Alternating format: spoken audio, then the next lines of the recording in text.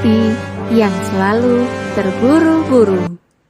Poppy mendengar kabar bahwa Nino sangat suka makanan pedas. Aku akan membuatkan ikan bakar pedas yang spesial untuk hadiah ulang tahunnya, pikir Poppy. Ia tergesa-gesa memasak tanpa memeriksa lebih lanjut tentang Nino. Hadiah itu dibungkus indah dan dengan bangga diserahkan pada Nino. Namun, saat Nino mencicipi ikan itu, ia langsung berteriak kesakitan. Tubuhnya muncul bentol-bentol, terasa panas, gatal, dan perih.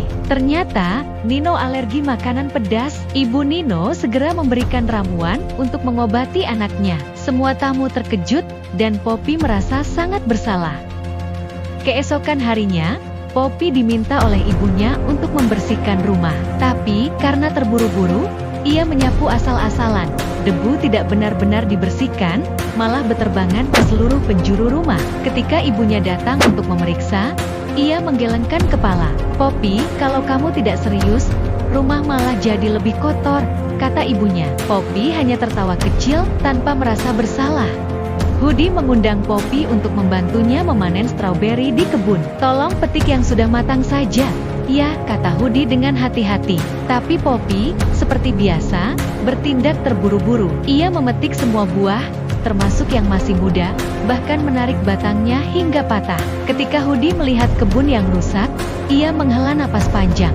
Poppy, kalau kamu tidak hati-hati, kebun ini tidak akan berbuah lagi, katanya sedih. Poppy merasa malu, tapi tidak tahu harus berkata apa.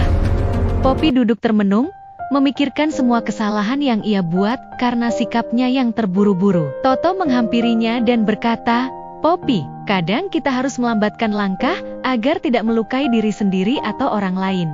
Poppy mendengarkan dengan serius kali ini.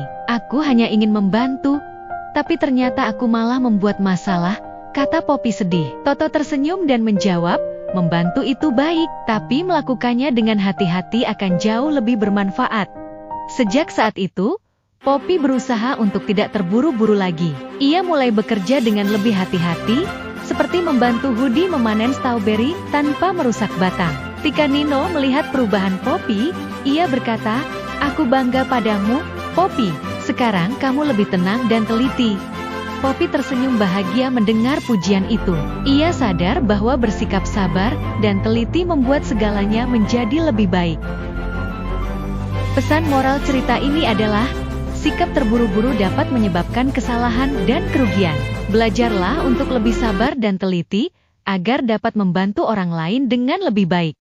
Nah adik-adik, dari cerita ini kita belajar bahwa terburu-buru akan menyebabkan banyak kesalahan, merugikan orang lain dan diri sendiri. Yuk, mulai hari ini kita berusaha mengerjakan segala sesuatu dengan teliti dan tenang ya. Sampai jumpa lagi. Dah.